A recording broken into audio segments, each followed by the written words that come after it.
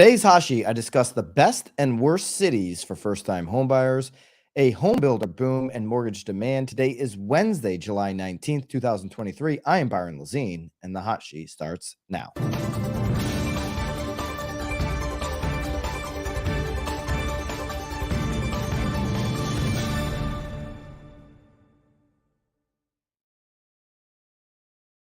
Welcome back to the Hot Sheet. Love to know if you're here on the live stream, which market you're tuning in from today. Hope you're having a great start to your Wednesday. A great start for first-time home buyers would be actually finding a home, but WalletHub has put together a study for us if they're looking for where to find a home, 2023's best and worst cities for first-time home buyers.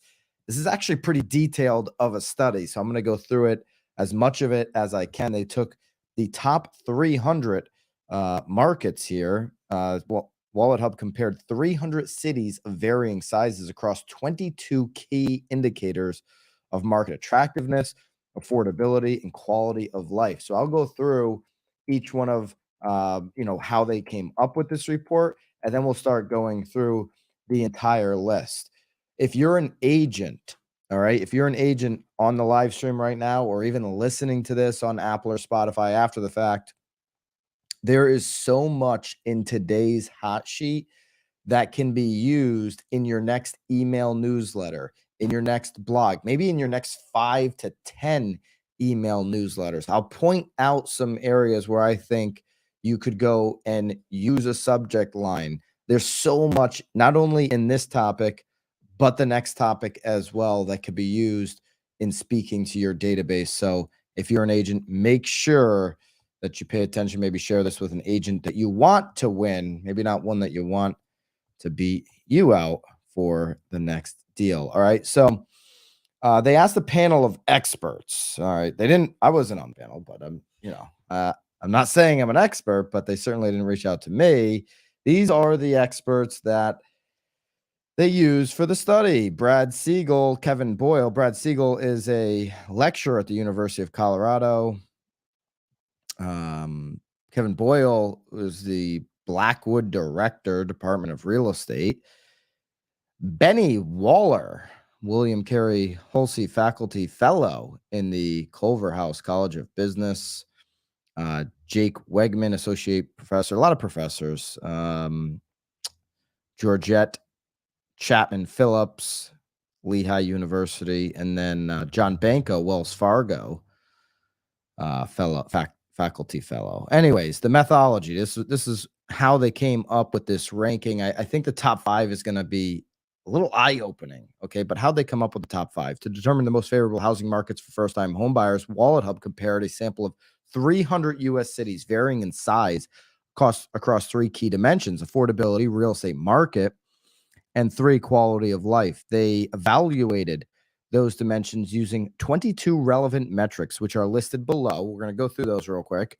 Each metric was graded on a 100-point scale with a score of 100 representing the most favorable conditions for first-time homebuyers specifically.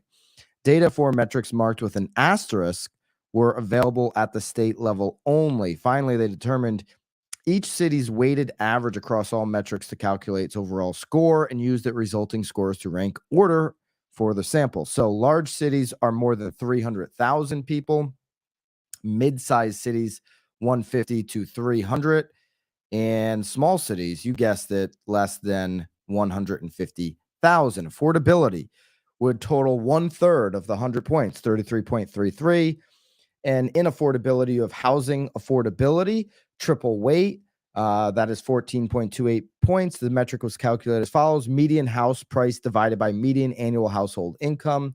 If they called Steve Harney a real expert in this field, he would have told you that median house prices in this market don't mean as much as average house prices. So he would probably be throwing this out completely, or at least 14.28 points of it. Average cost of homeowners insurance, 4.76 points. This is interesting that it's only making up about 5 points. When you see the top 5, this certainly didn't help the top 5, but I guess it didn't hurt them because they're in the top 5. Cost of living, cost per square foot, and real estate tax rate. That's the affordability, which makes up 1/3. Real estate market rent to price ratio, median days on market, active listings per capita, median home price appreciation, foreclosure rate, share of housing units built between 2010 and 2021, building permit activity, mortgage lenders per capita, real estate agents per capita, home ownership rate for millennials, and then quality of life, the weather, the quality of the school system.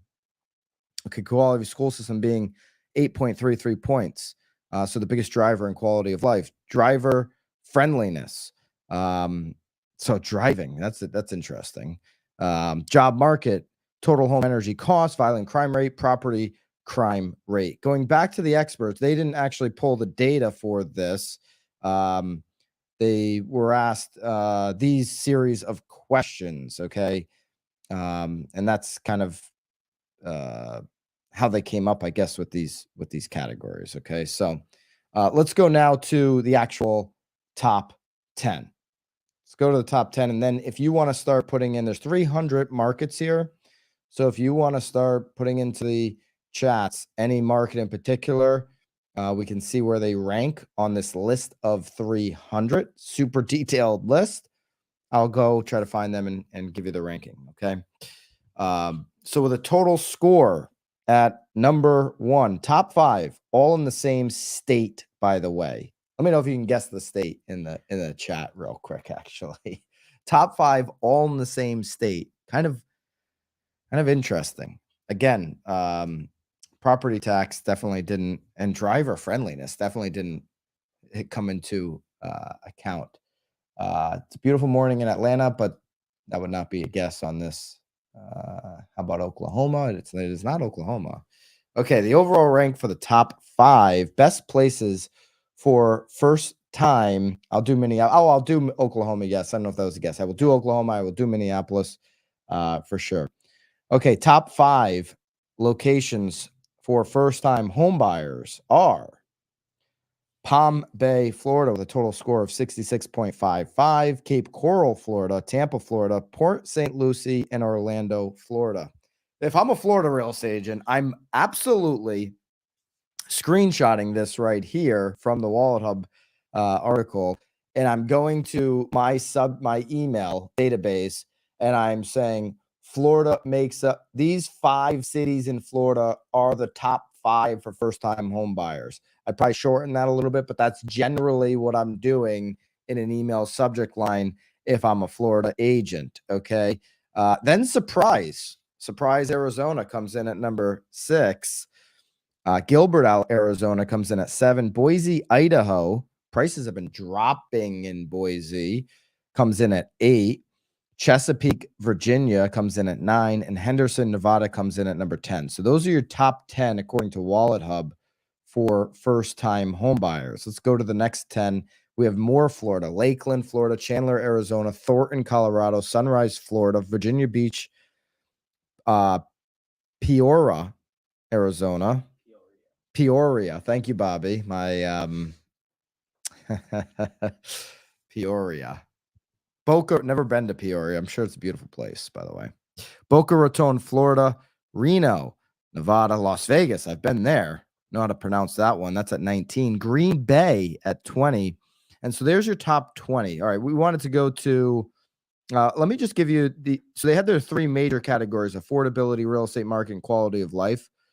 Affordability, Montgomery, Alabama's number 1. So if I'm in any of these top 10 for affordability, I'm sending that out to my database. You know, if I'm in Montgomery, Alabama, Springfield, Illinois, Akron, Ohio, Cedar Rapids, Davenport, Toledo, North Las Vegas, Flint, Michigan, Columbus, Ohio, Chesapeake, if I'm in the top 10 for affordability, you better believe, guess who made the top 10 in affordable home markets for first-time home buyers is going out, maybe as a video piece, maybe as a blog, maybe as an email, maybe as all 3 if I'm in any of those markets. On the flip side, you could do the reverse, right? California comes in 4 of the top 5 for affordability: Berkeley, Santa Monica, Santa Barbara, Glendale. Those are the 4 that are the least affordable according to WalletHub. You got Boulder, Colorado, LA, Burbank, Pasadena, San Francisco, and then New York. And there you go. A lot of California in the affordability. If we look at the real estate market, Port St. Lucie, Cape Coral, Palm Bay, Surprise, Orlando, Tampa, McKinney, Texas, Atlanta, Georgia. Shout out to Atlanta, Peoria, and then Nashville are the top 10 for the real estate market. On the flip side, Hartford, Connecticut, only about an hour or less from where I'm sitting right now, is in last place for real estate market.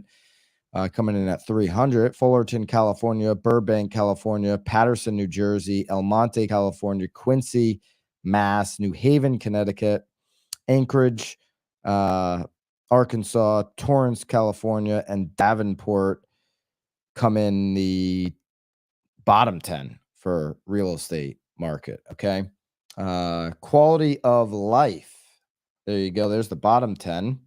Anchorage, Lansing, North Charleston, Cleveland, Ohio, Detroit, Springfield, Oakland, Little Rock, and we've got a comment. What's the market going off of? Okay, so let's go back. I did go through it. Let me just go through it again. So when they say real estate market, this is what they're going off of right here. It's on the screen. I'll read through it again real quick. Real estate market, rent to price ratio, median days on the market, active listings per capita, median home price appreciation, foreclosure rate, share of housing units between 2010 and 2021. So is there newer product?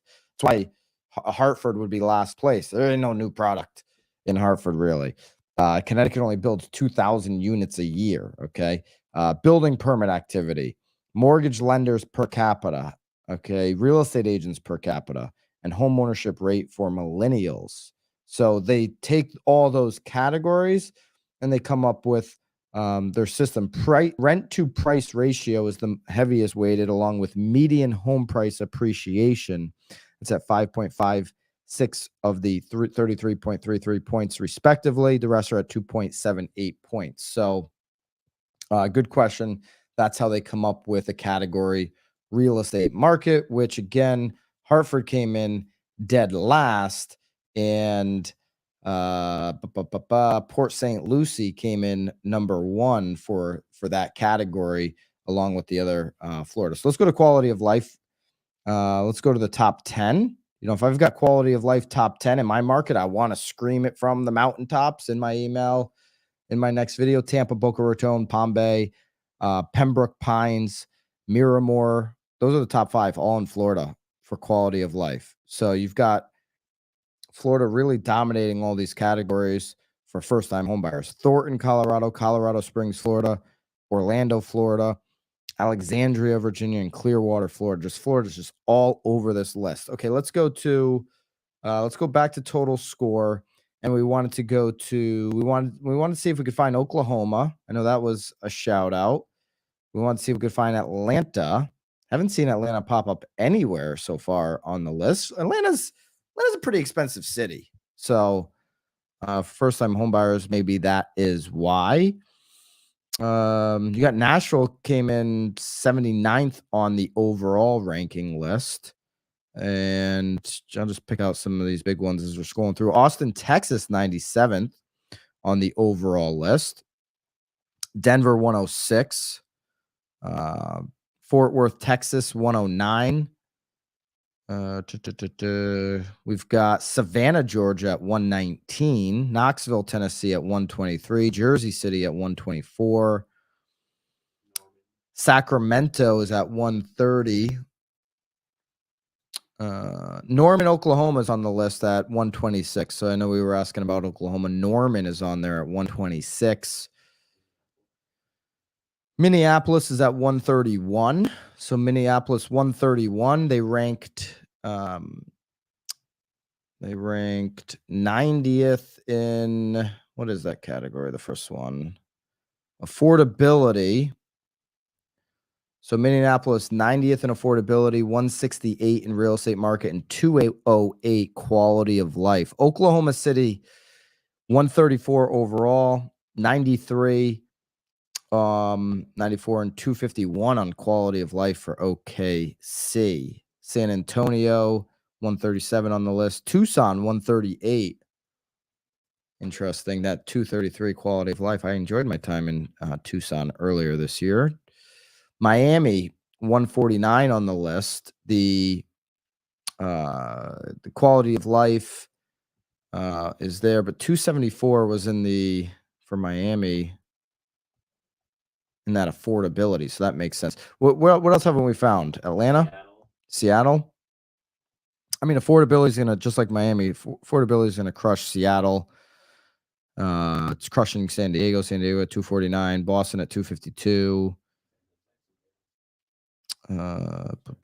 San Jose is 261. Huntington Beach is 266. Where is Seattle? We wanted Seattle, and what else? San Francisco is 295. I'm not seeing Seattle even on the list. It's got to be on here. Can't search, Bobby. That's the problem. But you know what? Well, there's some Washington, but not Seattle. Oh, there it is. 201 for Seattle. 201 for Seattle. Affordability coming in at 207. Quality of life 245. I don't know. Is that the rain? I don't know what that would be all about. I haven't spent much time there. Okay, so there's the list. You can check that out for yourself. Yes, this will be sent to BAMX members. I'm going to drop it in the Facebook group, in the private Facebook group right after this. And by the way, if you're not a BAMX member, hit the link below. Use the code Jerome in honor of Jerome Powell and his FOMC meeting. That's JEROME for 10% off your BAMX subscription, where you get the best content every single day. We've got live streams, courses.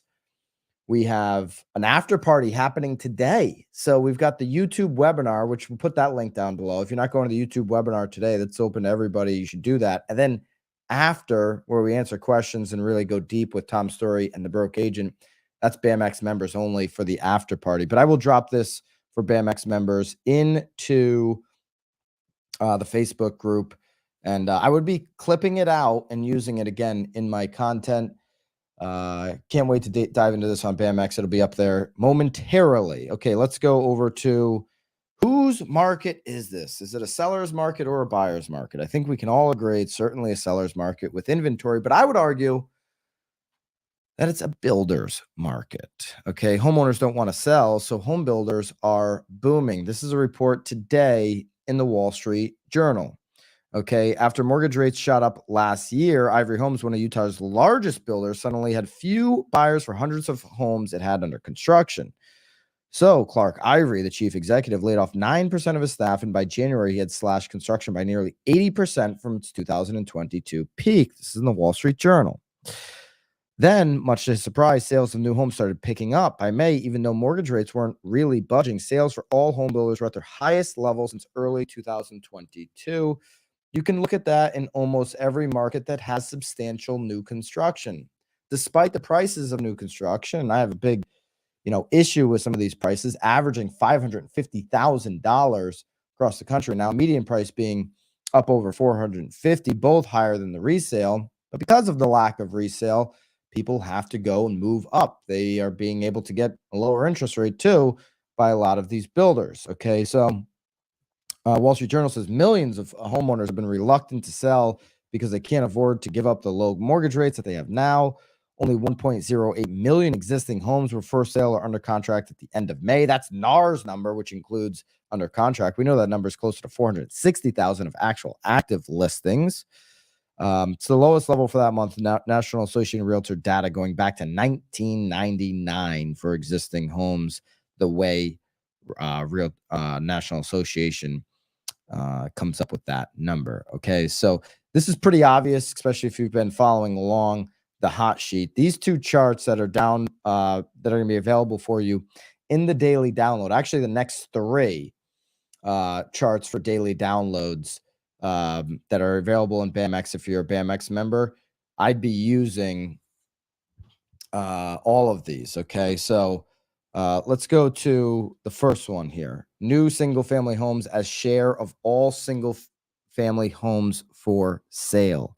Look at this. Going back to the 1980s, we've never had a bigger share of brand new homes making up the inventory than we do today.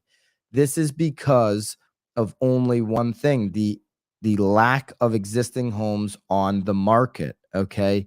Look at even when they were building in 2005, you did not see this being a huge share of the market, okay? Not like today. And look at how many more housing starts we had in 2005 timeframe. We were up over 1.75 million housing starts at the peak before the great financial crisis. Today, we're just under or at a million housing starts. So builders are able to have full control of this market without taking on as much risk. They don't have the risk that they had in 2005 of building all of this inventory, and they still control a great share of the inventory, the greatest share they've ever seen, up over 30%. The last number I saw was 25%. This number continues to go up for builders' share of inventory. It is truly a builder's market right now, with really little signs of turning around, as we don't have that existing home inventory. There was a poll that went out from Zonda. Why are buyers purchasing new homes today? Okay. So lack of resale supply being number one at 58%. They're relocating, and that's all that's available, basically, 56%. They're having children. They need a bigger home, 26%. Retirement downsizing, 25%. Sick of paying rent, 25%. Marriage, 17%. Fear of missing out, 10%. Divorce, 7%. Opportunistic investors, 7%. I've seen this, actually. So in Naples, Florida, there's a community, about 78 homes, and somebody bought a $1.4 million home. An investor never moved in, staged it, sold it for $2 million before the community was even done. So there's a lot of that going on in different markets in the new construction. Content idea tip. Let's go. LinkedIn polls get engagement. So this is a poll you could duplicate on LinkedIn and compare it from this. Zonda post a poll from Morning Live. Is what state is the top most affordable housing first-time homebuyers? You could do that as well. Absolutely. Any of this poll data, this one included, that'll be down below for BAMX members, or the ones that you put together in LinkedIn. They're great data points to then use on that email newsletter, to use on your next short form video, or a video that you send out to your database, right? Absolutely. People like that. Hey, 58% of buyers are buying new construction because of this, right? Lack of resale. This is how much supply we have in the market. Maybe the people in your database who are thinking about selling don't realize how historically low supply that we have. If you frame it like that and they learn the data, they may reach out and have a conversation about, hey, I didn't know I was in such control. Maybe we should have a conversation about getting my home on the market. So that's the update on Wall Street Journal's take on builders. Interestingly enough, there's a piece in Zero Hedge that says maybe builders are slowing down. This came out this morning, and I'll be looking more into this to see if it's true. U.S. housing starts, I mean, I'm assuming it's true that they're sourcing Bloomberg and others, but what kind of impact this is going to have. U.S. housing starts permits plunged in June. Remember, they were up in May. Rental unit applications also collapsed. We know why that is, because there's too much rental apartment inventory coming. But after a surprising surge in May, U.S. housing starts and building permits both decline in June, 8% down month over month and 3.7% month over month, respectively. So for housing starts and building starts saw sizable downward revisions from last month, which were up 21.7% and 15.7%. So shocking to see that. That's a report from Bloomberg. Only single-family building permits increased in June, 6 months in a row of increases. Okay, so single-family still up. Multifamily permits and both single-family and multifamily starts dropped. Multifamily construction dropped over 11%. That should be dropping. There's too much inventory coming. Applications to build multifamily dwellings, such as apartments, fell 13.5%. It's the most since November, to 540,000, lowest since October 2020. Month over month moves have dragged the starts and permits. Seasonally adjusted rate down notably, 1.434 million and 1.44 million respectively.